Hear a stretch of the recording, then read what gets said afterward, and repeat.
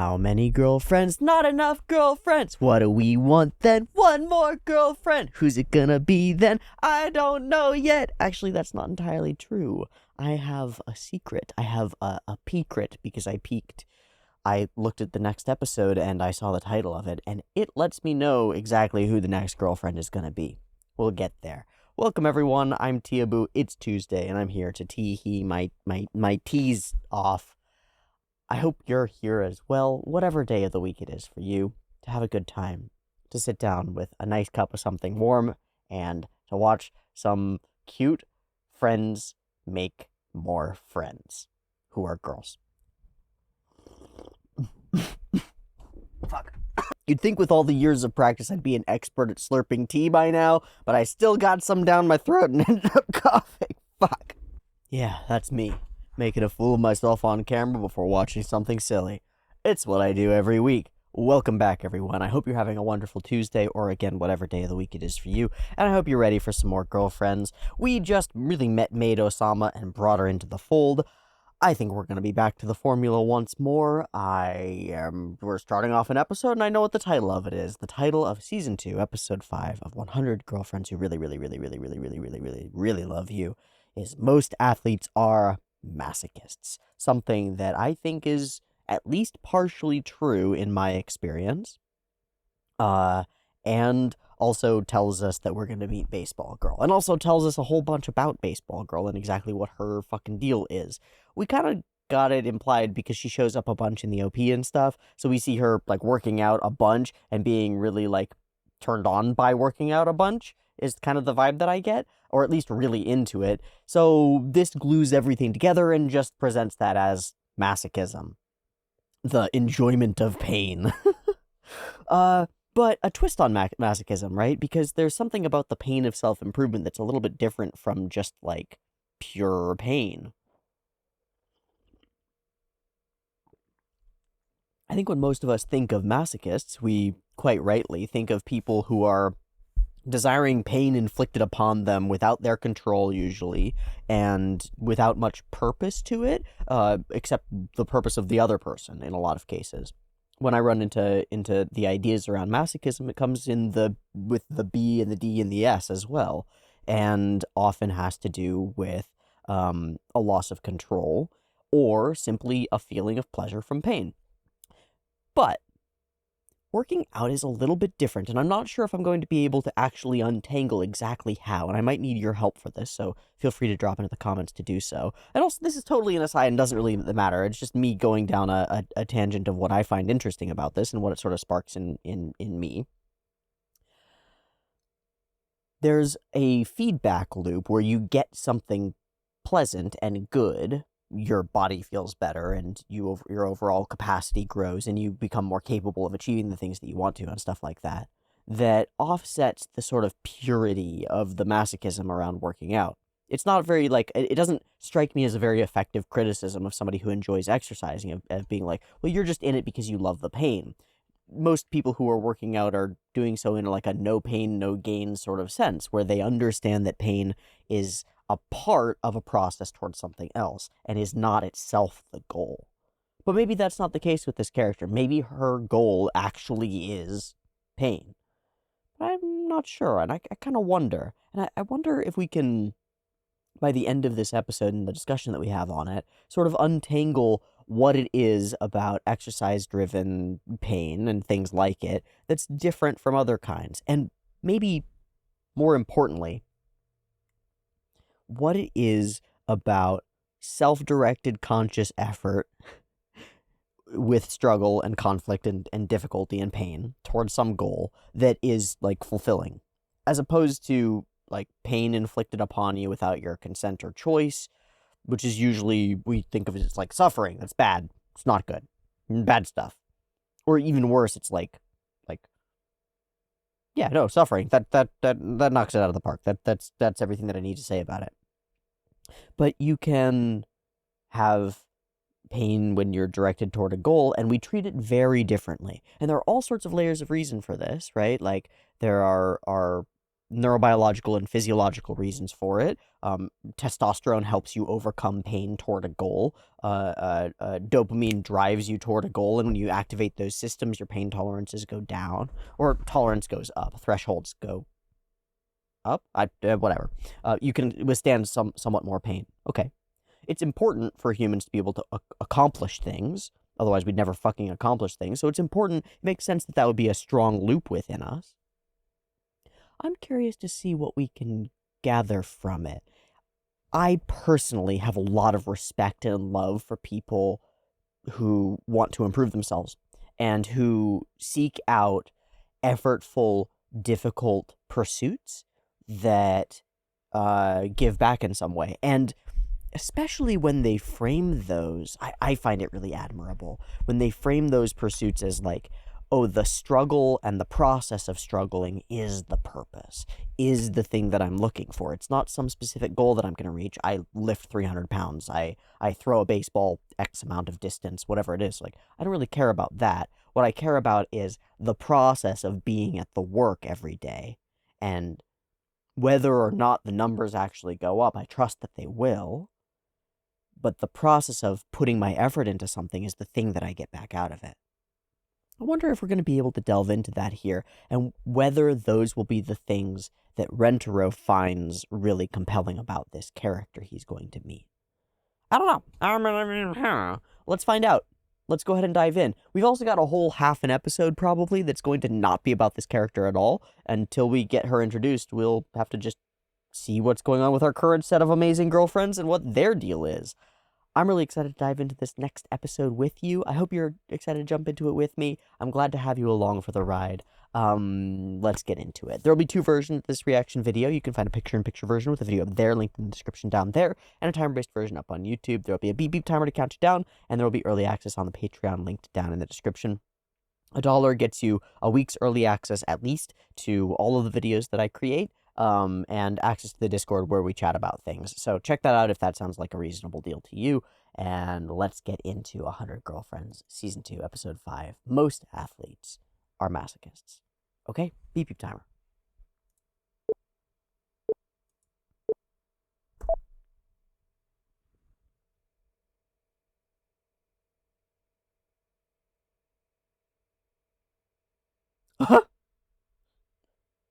They have all been eaten good. And suddenly... Yeah, just one more cookie, just one more bit. Jiwa jiwa to.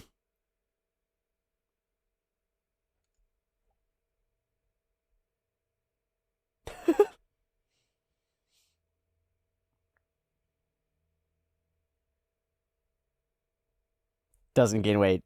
Didn't participate. Awesome. Top secret.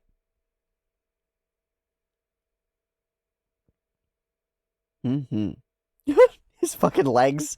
That's super funny. Oh shit. We're just running straight into her.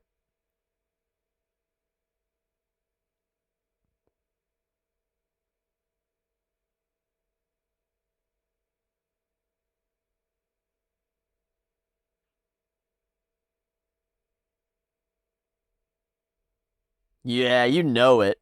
You know it, baby. Easy as pie. Okay, that's super interesting. We didn't even get a chonk. We're gonna weave them together, aren't they? Because all the girlfriends are feeling chubby, and she's like the workout queen goddess. So maybe we'll get her to train them or something. If I was writing this, I would write we need enough members to save the club, and then be like, oh, and also we gotta whip you into shape so that you can win.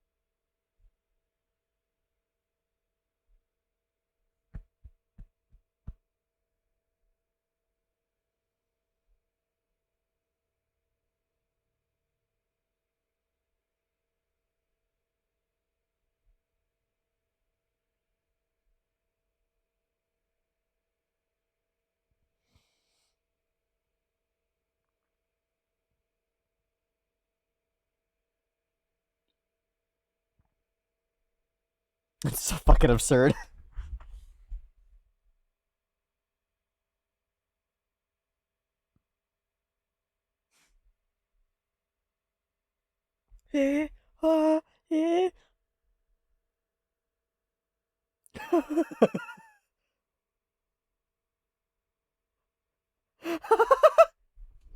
However, I like her little undercut thing. It's really cute.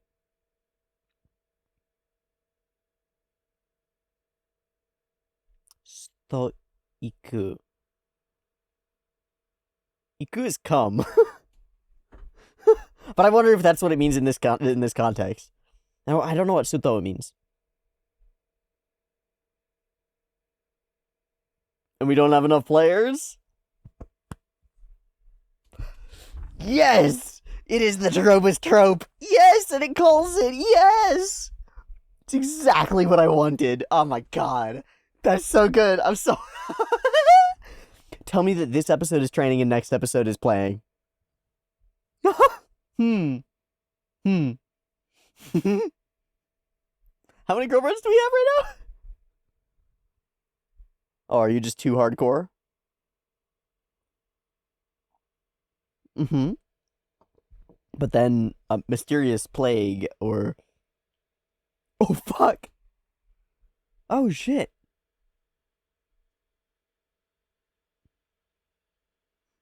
That's really compelling. So why did... Oh, okay. I was literally going to ask exactly that. Why did you stay?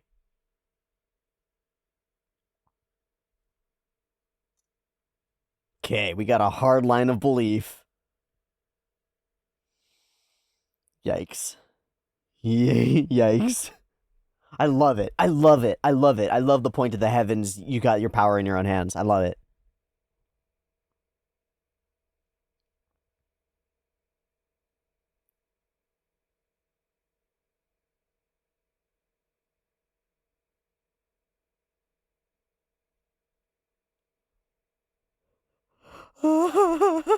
Just got a hell of an ethic. The harder it is, the bigger the gains. And that's fun, don't you think?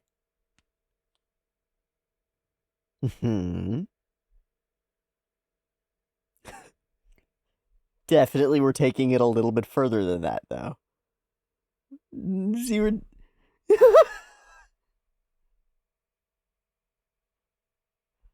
Uh-huh. Yeah, have you eaten or rested? You know that the gains come from that, too. It's really important, actually. Oh? Okay, yep. Mm-hmm.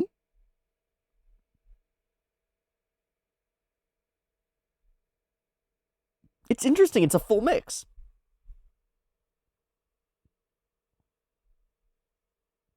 Maybe I can help you suffer more. Really?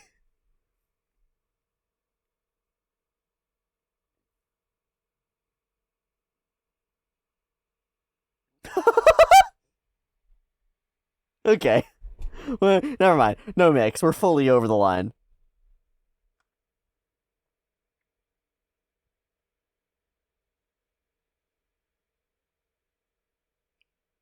Man, you're gonna get tired out before she does.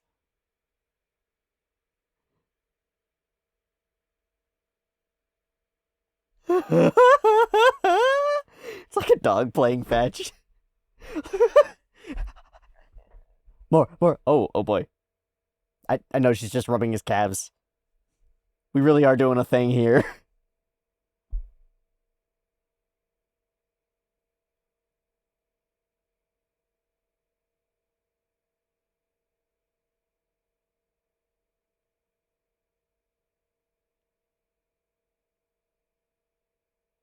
Aww.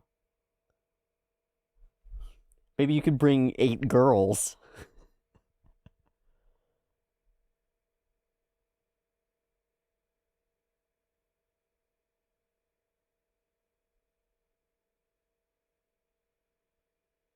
She does Boku herself, huh? Oh, fuck. Oh, shit. Oh, shit.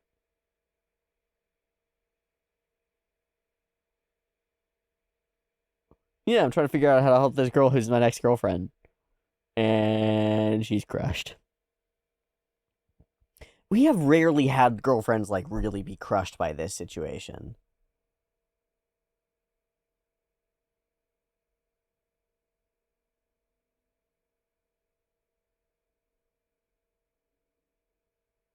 Please stop coming and seeing me.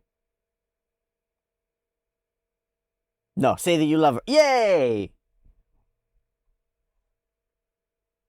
Awesome. Okay, well, that makes things easy.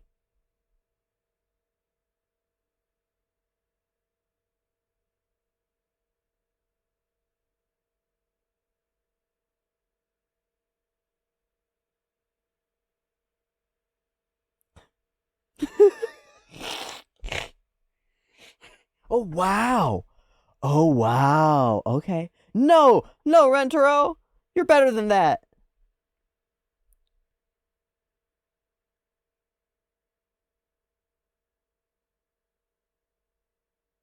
Oh. Fuck. Shit. Absolutely fuck me. You gotta be fucking kidding me. That is the best joke that we've had. Full stop. That's fucking hilarious.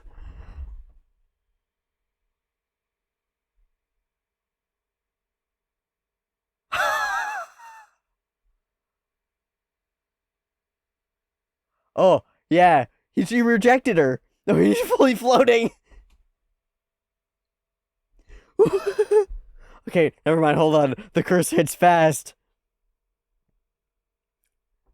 So actually, there's a curse.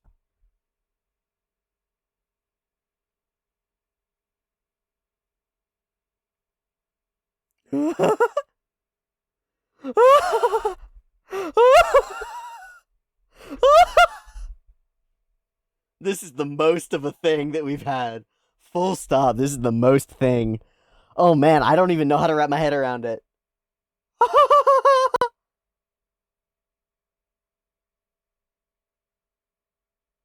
Oh my god. And so I was trying to give you that.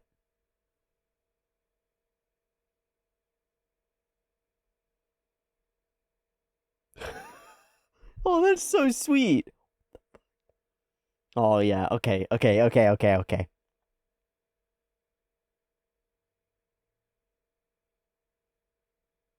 That's crazy. That was such a wild ride. I went off Mr. Boat's wild ride. And like the percentage difference between 1 and 2 and the percentage difference between 8 and 9 is pff. Yeah, you will. Cute.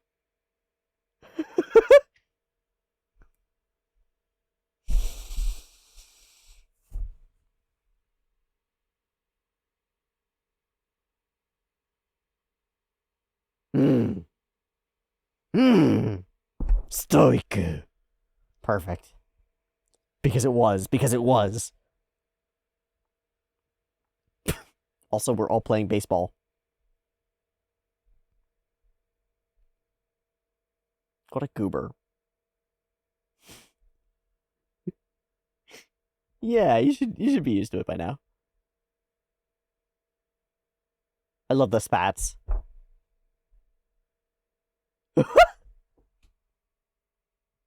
I don't know about this element added to the party.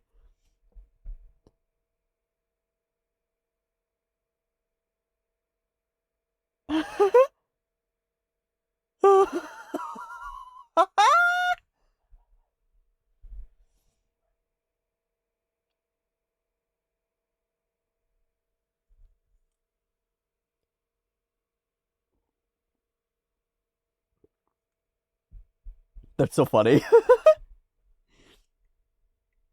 Oh, we got it. Yep. Yep. There's room. Oh god, you're about to get dressed the fuck up.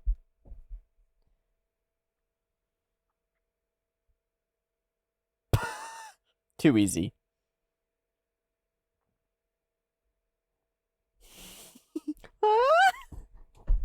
Whoosh.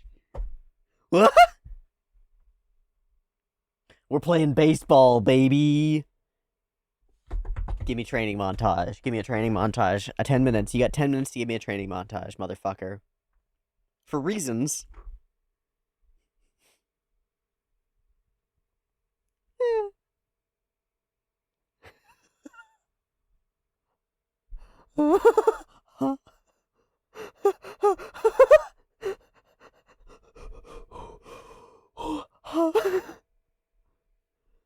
Is it just me or is this episode like way crazier?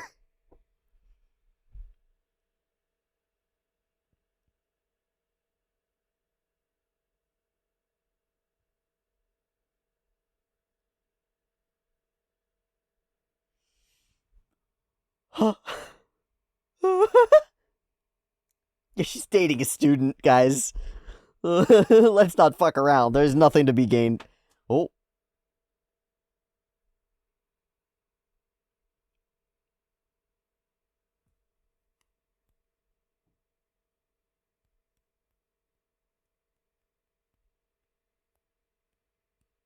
A goal.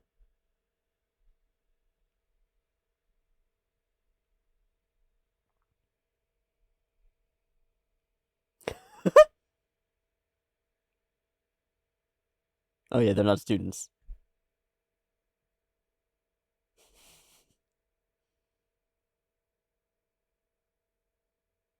Yeah. Yeah. Oh my god, I just realized the like crossed over bangs are so protagonist. They're so sports protagonist. It's great. It's great.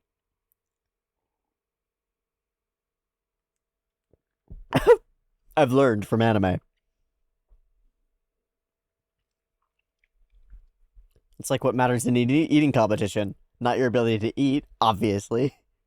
It's your friendship. The greatest power of all.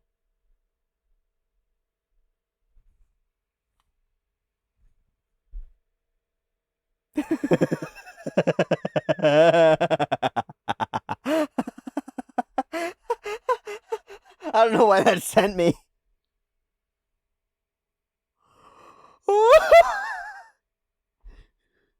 Yeah. Just Kusuri is a little gremlin with two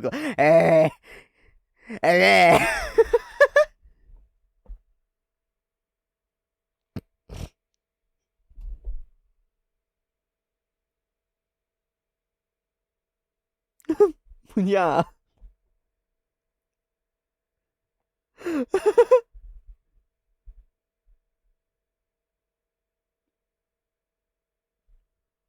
I think that counts. She needs some food. Oh, otto. It's an onigiri. Otto. Oh. She's gonna eat it. She's gonna eat the baseball.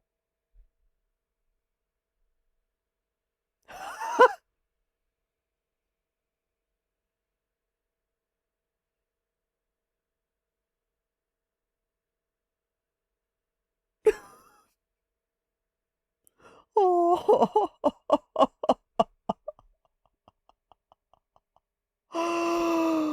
Oh. This is so cute. I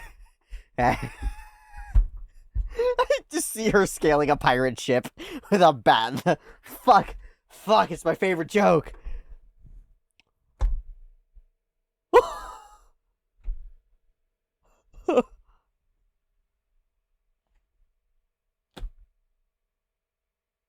Oh my god, our girls. Wait, what?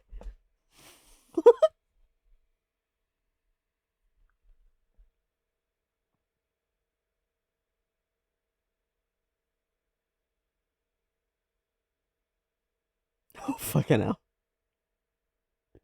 Let's go to saw. No, I don't sleep. Come on, we gotta teach her the power of rest.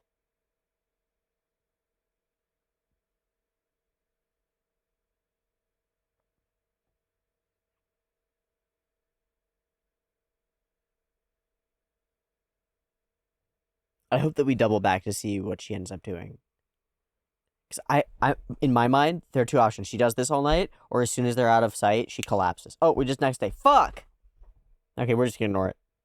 She'll be fine.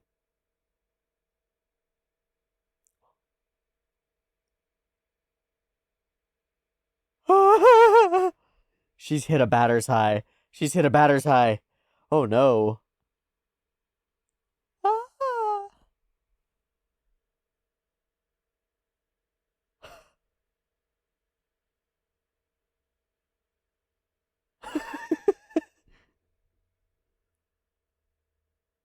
The power of rest. Hmm.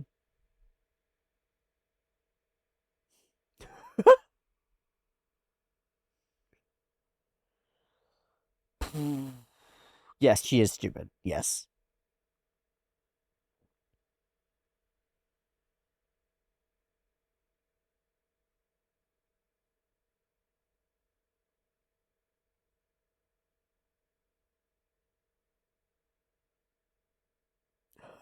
That took me a second. It would be fine if she'd gotten orders because she's the maid. That's insane. Why would she be driven to do this besides that?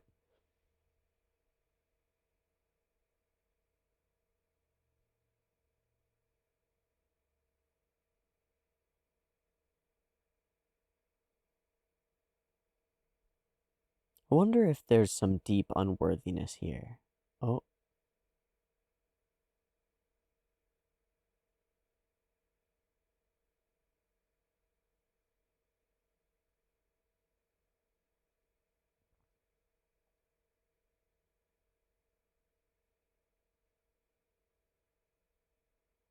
Hmm. Hmm. I have to do it all myself. I have to do it all myself.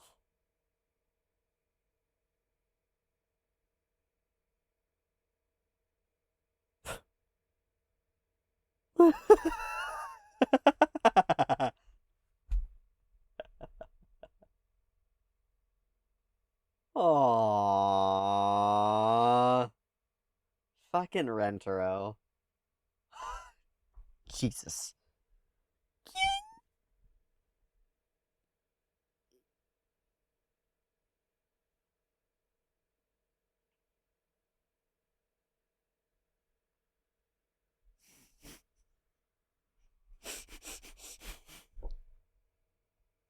Stupid asshole. Come up with the most convoluted bullshit.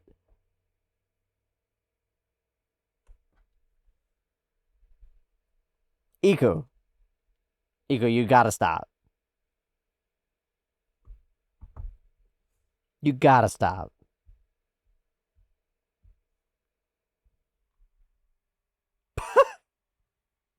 Hey?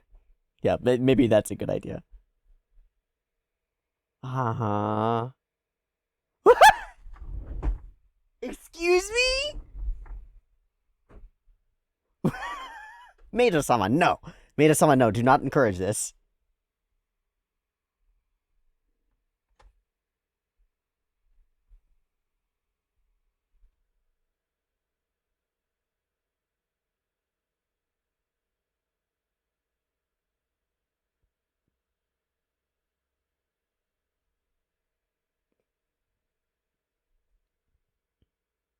Not on your own.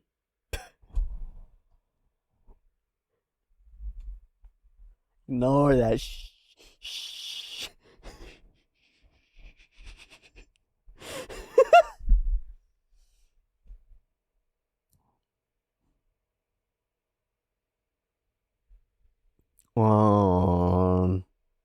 Fuck yeah.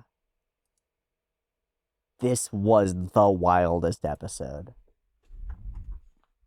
And not just because of the masochism thing.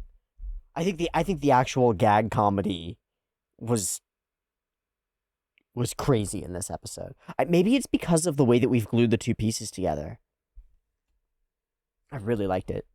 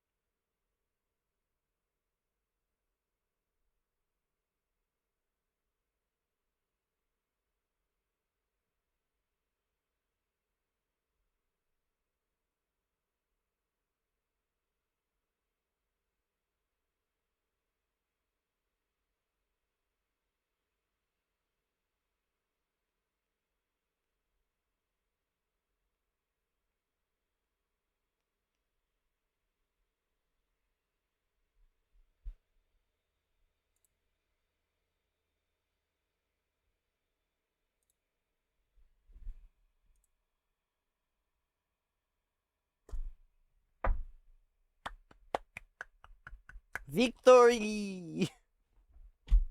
That was insane. That was insane. I don't even know where to start with this one. Everybody chubby. Baseball team needs your help. And we could crack. Gosh, I love that we jump right into it. I like the condensation of the formula. The little half an episode beforehand where it's like, oh, our girlfriends before we introduce the next one. Why do we need that? Why do we need that? Why can't we just have that be also about the new girlfriend too and just do both? Fuck yeah, we can. We can. I like it. I like having... Okay, here's what I like about it. I feel like in previous girlfriend introductions, we have to figure out a way for Rentaro to be separate from all the girlfriends, to then meet the new girlfriend and interact with her, and then he brings her back home to meet the family, right? And that's sort of our formula. But doing that means that there's a chunk of the show where we remove all our girlfriends. And obviously we need that to some extent so that we can focus on the new girlfriend. But this episode sort of asks, well, why can't we do that just in relation to all the other girlfriends? So we start it from the very beginning. All the other girlfriends are struggling with their exercise and their weight. Introduce us to this girlfriend, and even though they're not appearing in the same scene together right now, there's a framework here, and it's like they're connected, and so our minds are connecting them and wondering at how they're going to gel together, and immediately it becomes pretty obvious to us how they could possibly gel together. It's like, well, maybe she'll end up training them, or maybe they'll end up working together, and then when we find out that there's we need a team of 8 people, wink wink, maybe that'll be what happens. So this is already set up, and there's already a tie-in, and I think it makes everything feel, shockingly, more tied in.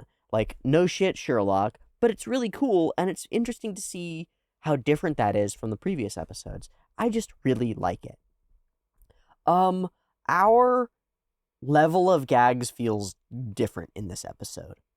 I don't know how to put my finger on it, whether it's snappier, whether there are more of them per minute, whether they are raunchier or something. I'm not sure exactly what it is, but the gags in this episode have a slightly different tenor to them than previous ones. And maybe it's me, maybe it's the mood that I'm in, where I'm just more amenable to laughing at these things today, right? But it's a whole vibe and a half, and I really enjoyed it. Although it was a little bit overwhelming and a bit of a roller coaster as well. Yeah. I want to talk about this character. She's got really bright, lovely eyes. I think that all of our characters have so far, and we've done a really emphatic job of making them unique, at least recognizable, and I think it's really cool. Her little, double crossover is so sports protagonist coded.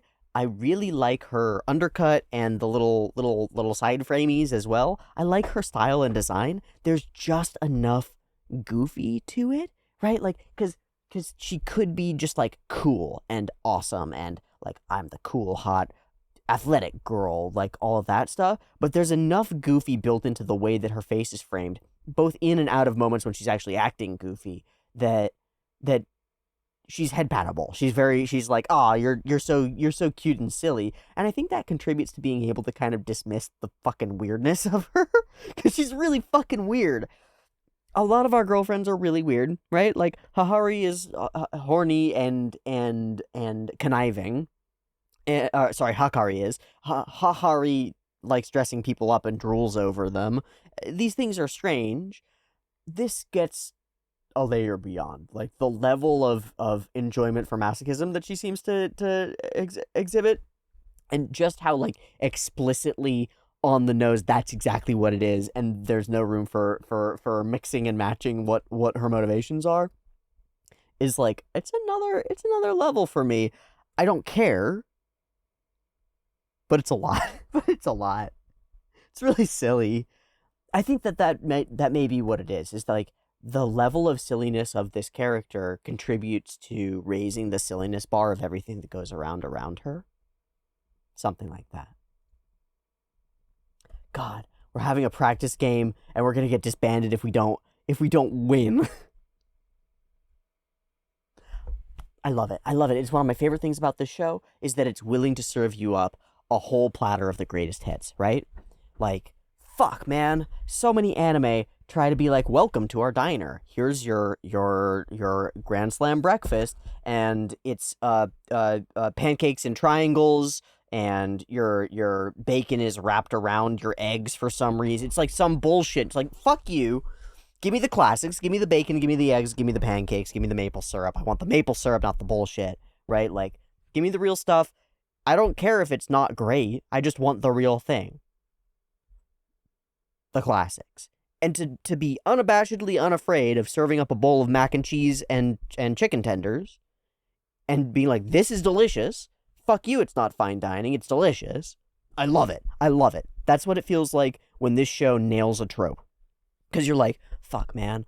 All right, here we are. We're coming up on the time when it's time to have something yummy, something delicious. I really hope, like, man, I bet, because this is a restaurant and whatever, that they're going to try to make this fancy, but I really wish that they wouldn't. I really wish that they would just bring me Kraft mac and cheese and fucking Dino Nuggies, right? And not try to spice it up. Just give me the thing. Fucking Kraft mac and cheese and Dino Nuggies, made to perfection. We don't have enough team members to play in our fucking sports game. We need all of you. It's perfect. It's perfect. And nobody can tell me otherwise. Nobody. Kraft mac and cheese and nuggies. So that's why you've been doing it, and that's why you're so driven toward it. And our layers of why she's so driven are really interesting. The whole fucking backstory is so perfect. So perfect, even including the skirt blowing as she watches the airplane fly away. Why didn't she go? Oh, right, to hold on to the team here for them. Really insane. Okay, so what can you do alone? And we get the core of her ideology, like the ideal that she believes in. And we've had characters whose ideals they believe in get in the way of their actual happiness before. This one's kind of interesting, though, because it's a pretty common ideal. One might call it, well, he calls it the hustle grind set, right? In the hustle culture grind set is what we get translated. We could also call it the Puritan work ethic in the Western world, and like salaryman culture, or really like work ethic culture. It's an interesting thing. It's an interesting thing and a strange line, because immediately after this, if you watched the reaction, you'll remember me saying, I fucking love it.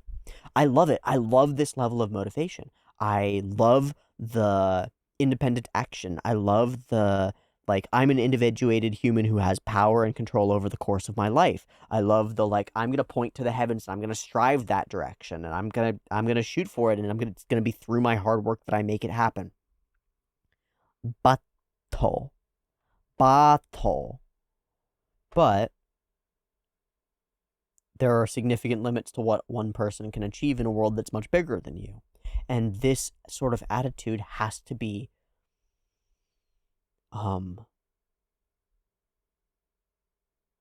weighed, has to be leavened, has to be cut with a stroke of realism.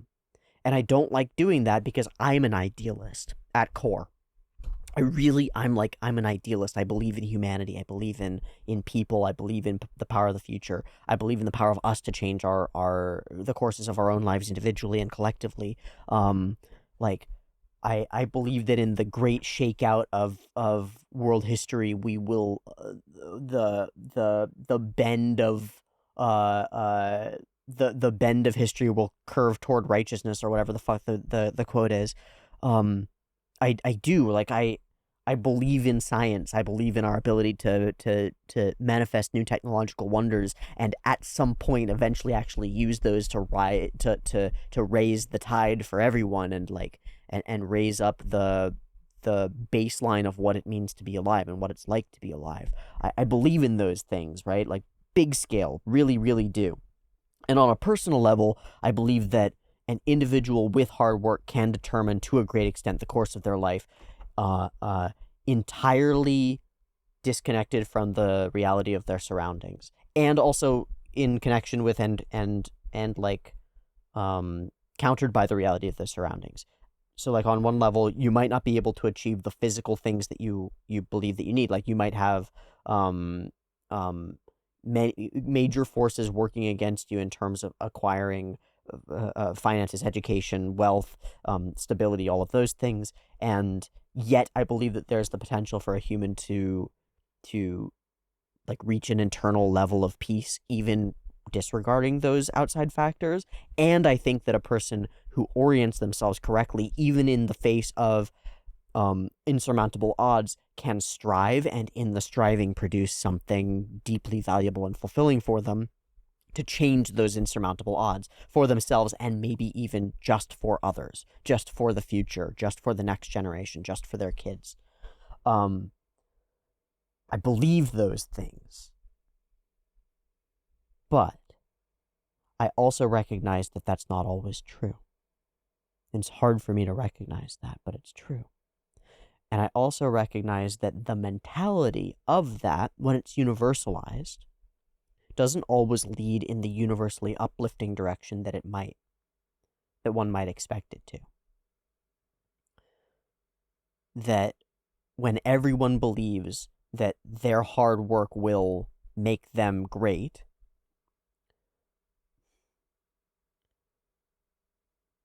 some of them are going to be disappointed.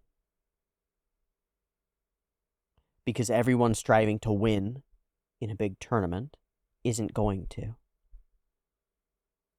And you can tell that athlete, boxer, whatever, that if they do their very best, they can achieve what they want to. But to some extent, it's not true. Because if that kid, if his reach is a little bit not long enough, and his reaction time isn't quite there, there's a limit to how far he can go.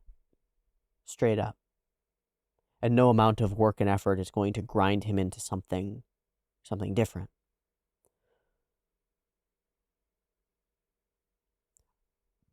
But still, we don't like that. And I mean this broadly as humans, like in from what I see, I don't think we like to reckon with that. I think we'd genuinely rather, and I think it's a good thing maybe, we'd rather ingest the 5% lie, the tiny bit of lie that's in like the Rocky movies, you know? It says, yeah, you're nobody, yeah, you're just some guy, you're Sylvester Stallone, you got a funny way of talking, whatever. But if you got hot, kid, if you got what it takes, and you can get in the ring with the best of the best, and you can show them what for, you know? It's like, yeah, fuck yeah, that's the story, that's the kind of story that we as people really want to resonate with. Because that's us. That's like, I'm not the best ever, but I could be if I put in the work.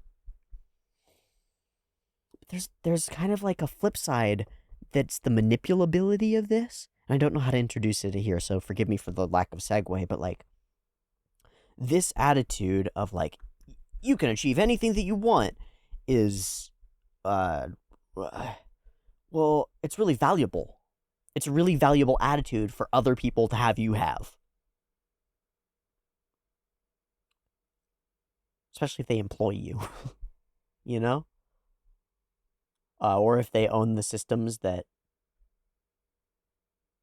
you work within. You say, if you just work hard enough to push my machine forward, I'll let you out of the machine and you'll have your own machine. Or like, you'll break out of this box and make it to somewhere beyond, right? If you just work hard enough at your salaryman job in your cubicle, you'll eventually have the freedom to do what you want with your life, right? Or if you work hard enough at being an athlete, you'll be a pro and you'll be rich and you'll be famous and all these things.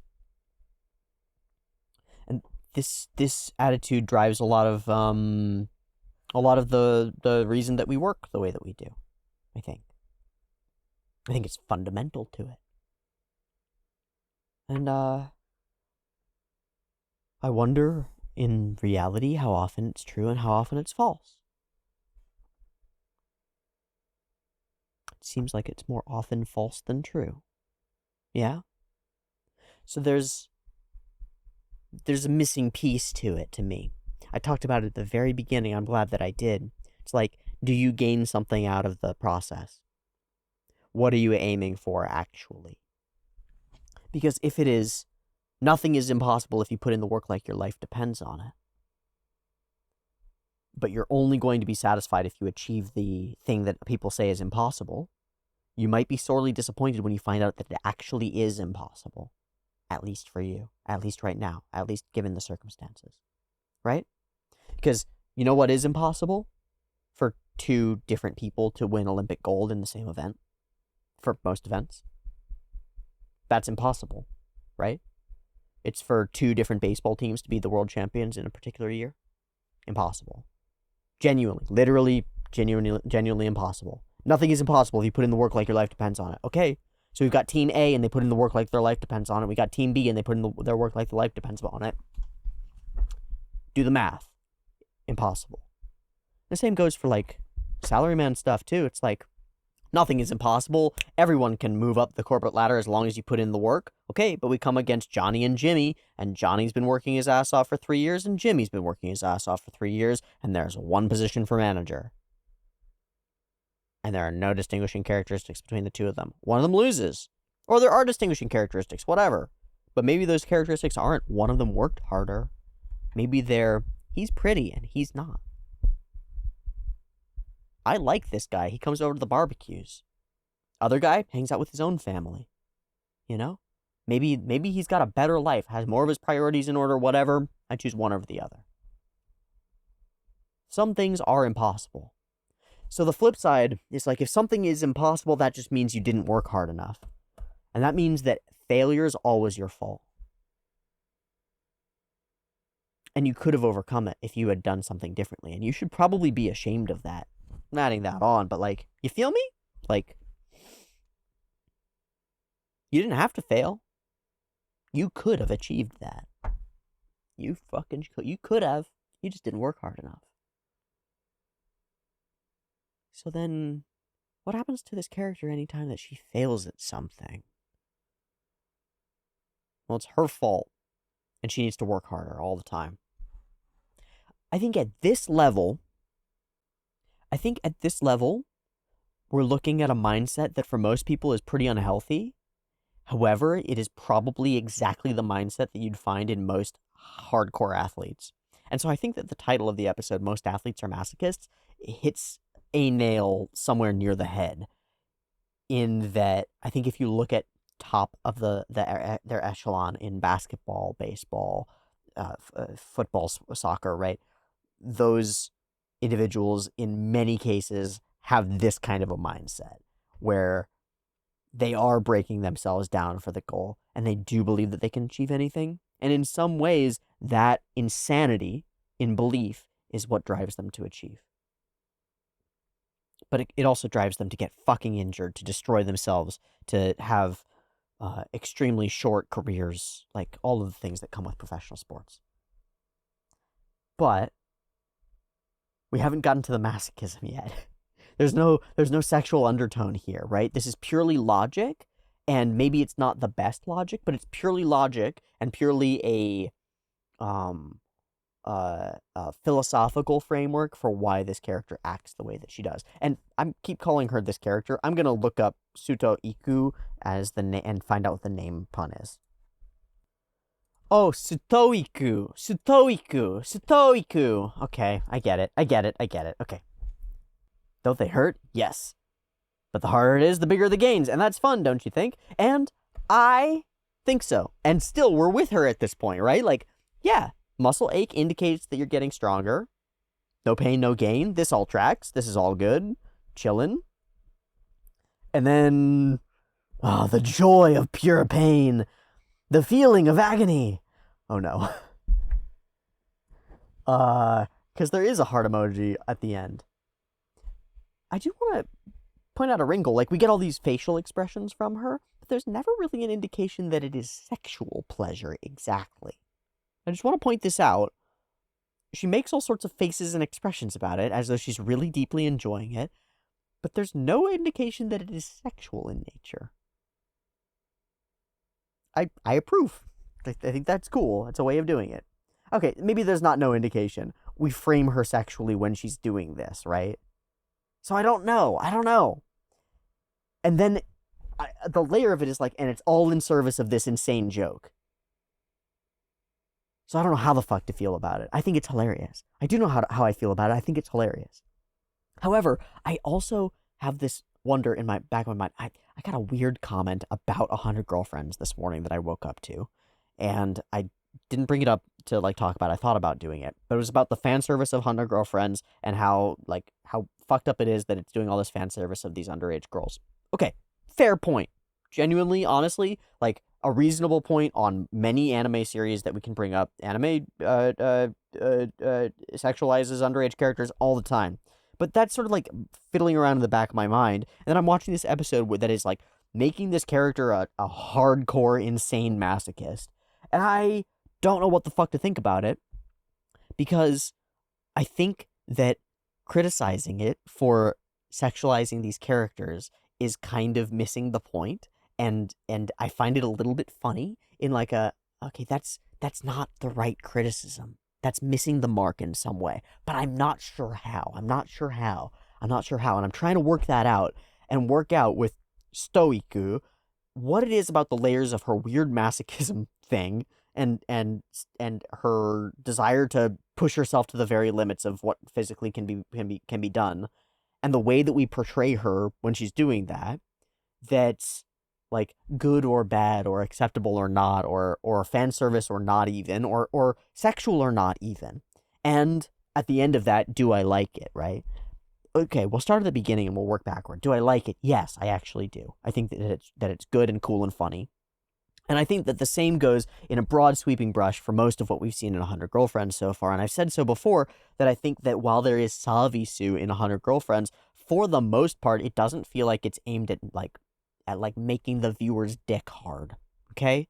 Right? It's aimed at making jokes happen and making us believe, I think, that these are teenage characters who are in love with each other and think about each other sexually and romantically. Right? That's what romance is.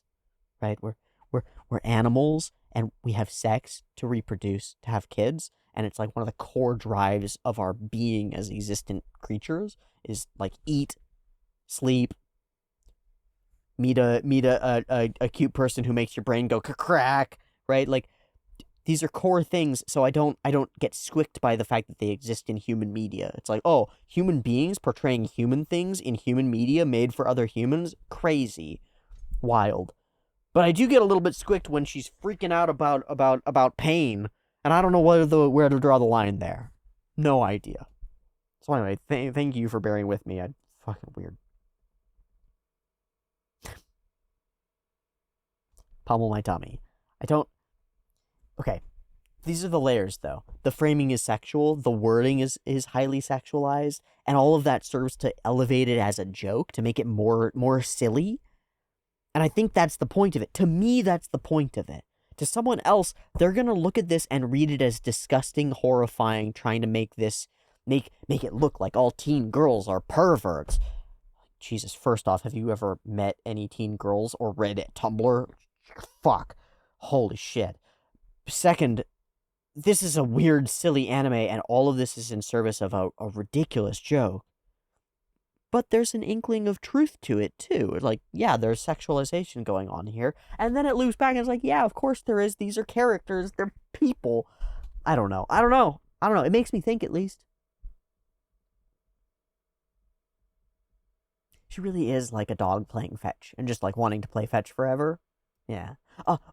Or framing like this, where this looks straight up like she's giving him a blowjob. We know that she's not, and that makes it a joke.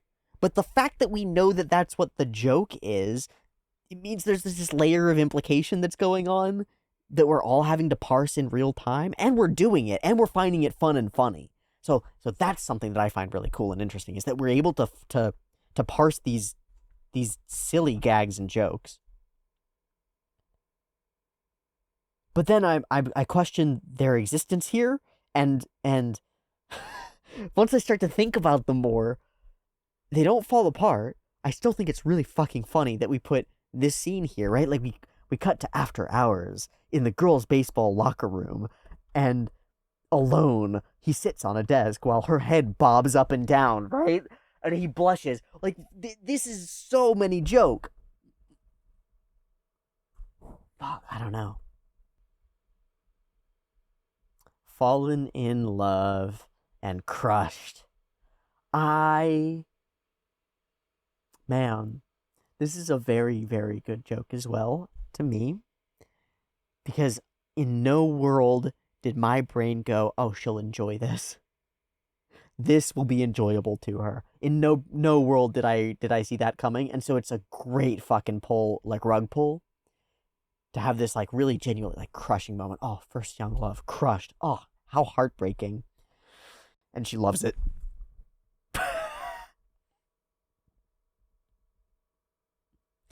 So that's why she asks him out. I really like we do it a number of times, but I really like the silky threads of hair with light shining through them, and I really like her like warbly lips. Just little drawings in this PiP that I think were really nice. And for the first time in the ever, your boy refuses. In order to be nice to her, in order to give her joy. Aw, what a guy. What a guy. Absolutely absurd. One sec. Sorry, I had to go get the door. Gosh, what a reveal. What a reveal. Like... Ah, fuck. This is so over the top. So silly. I think I actually really love it. As I'm breaking it down and wondering what's, like, okay, let's think about this. What's really offensive here? I'm coming to the conclusion that the answer is not much. The answer is not much. This is pretty fun and silly. Hello, little sheep. There's a tiny puppy who's now allowed in the room. She's coming to investigate. Why did he barf up all this blood? It's a good joke. And the it's a good joke. To my mind, it was because he's rejecting a girlfriend, but maybe it's just how Rentaro be. But he fucking figured it out, and so he did this in order to help her, because he knew that this is what she would want. You saw right through me. How embarrassing. Oh, I love it. Pretended, but yeah, of course I'll of course I'll make you all happy, even if it kills me. Hell yeah. Ta-da! Bam. Okay, and then it's all set up. For the glory that will come.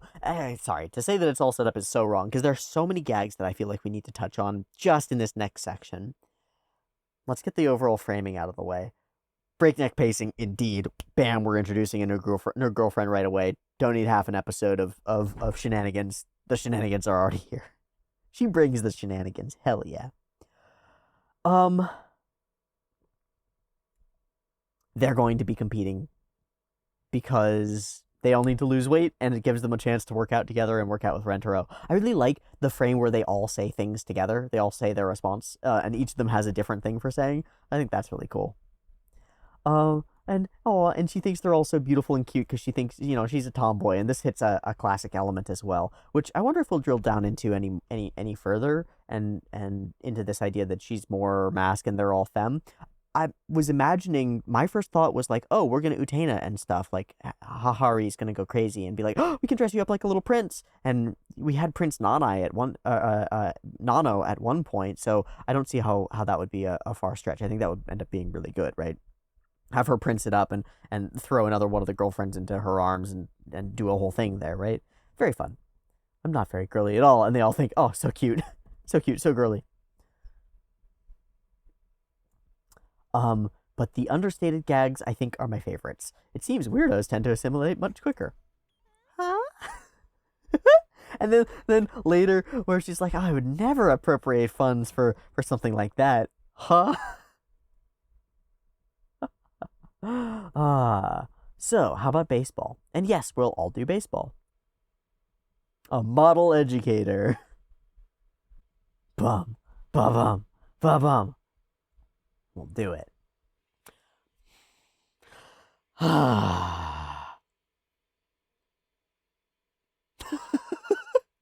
It's cool. It's cool. I I'm just realizing that the bat in the mouth is a One Piece reference, right? It has to be. Fuck. God damn it, Kusuri. Yes, Kusuri. It's cool. Okay, lots of Beisuboru, lots of silliness, lots of like little bits of Savisu, I guess. Okay, is it even?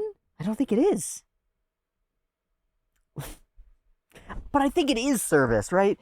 The real fan service of the show is having our characters do things that we like them to see them doing, right?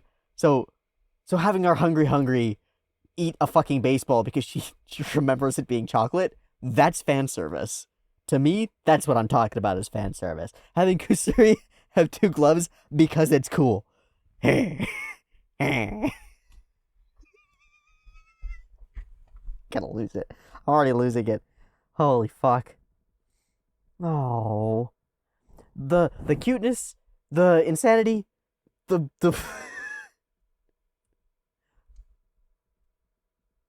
I love it. I love it. I think it's great. So she overexerts herself. She's insane. We know this. We gotta take her, we gotta get her some rest. We find out why. It's because she thinks that she has to carry the whole team on her back. She can't trust anyone else. I want this layered in more with like a self-worth thing, but I don't care. I like this. I guess it is layered in as a self-worth thing. Because she thinks that she's capable of doing that, right? And that the responsibility of it falls onto her. And then it's offset by the way that she feels like she doesn't belong with all of them because they're all so pretty and cute. So then the only way that she feels like she can contribute is by working hard like this. And she doesn't even think about them having the ability to contribute. She's the expert after all. She has to pull her weight. Doesn't think anything at all about them pulling theirs. It's interesting. Oh my god, the "we've got class now" gag is perfect. Yeah, gotta mention that. Breaks every 5 minutes. You're my guy. Operation Loincloth Fundoshi, insane. And we're all gonna stay behind too. So this is what we love to see. We love to see all the girlfriends working together. And we love to see, I love this trope that I think I'm gonna identify here, which is like snooping pays off positively. This is the trope, is like a character overhears something that's a private conversation that they shouldn't overhear and does something really kind and generous and insightful and thoughtful and empathetic in order to answer the fears or shame that we hear in that private conversation. Because it's a complicated trope because the snooping is wrong probably, but the action that follows up justifies it. I think it's really interesting. I like it here. It's something that I think Hahari has done a couple of times now. She's not great with boundaries, but then she sort of answers that by trying to be nice about it, at least. I think that's cute. We'll practice. We'll get better. So count on us to win. Not alone, but as a team. And let's ignore the loincloth. Wow. I think this episode was a wild ride. And I still don't know exactly what it is about the way that this one's put together that gets at me, There are some elements of of Sutoiku that are just so silly and over the top and a little I don't want to use the word, but a little bit cringy. Or at least they cause cringe in me. And we had our conversation about fan service here and like whether it's wrong and bad. And I'd really like some more insight in this and thoughts from other people. Maybe I'll pull up the comment and talk about it next episode, next week. But maybe it'll have slipped my mind by then. It won't matter. But I would like other people's insights around this show. Because I don't want to just ignore it. And I think it's hitting a really interesting place where I think this show is extraordinarily wholesome. Is exceptionally focused on um, interpersonal relationships as positive and the ways in which one can positively engage in interpersonal relationships, and I've gained a lot from it. So it's really interesting to me to see other people being so off put by it and having an almost violent reaction to what, to my mind, is like very normal. Like, very normal. It's like, here, these are characters and they have romance. Whoa. I wonder if people who feel that way about this feel the same way about like Disney Channel shows that have teenage protagonists. Because those are also underage human beings who also often have romance. And I I wonder where the lines are. I know they're different for everybody, but I wonder where the lines are and if they make any kind of sense. I'm curious about this as a whole concept. Next time on sorry for getting into the weeds there, but next time on 100 Girlfriends, we're going to be playing baseball. I wonder who we're going to be fighting. In my mind, it's going to be the gorillas again, because we seem to bring them up every time we have to fight somebody. That would just be funny. We're gonna do a baseball game, and we're gonna find out what the meaning of friendship, success, and maybe victory really are. Also, I did a drawing today. I didn't even mention it yet, but it's like a +1 because of the little like 100 Girlfriends chant that I did at the beginning. But now I'm thinking of it as like it's like number one. It's like first place, or even it's like +1. Like you got to get your gains in, you know? Yeah. Well, next week we will watch +1 episode of 100 Girlfriends. I hope to catch you there.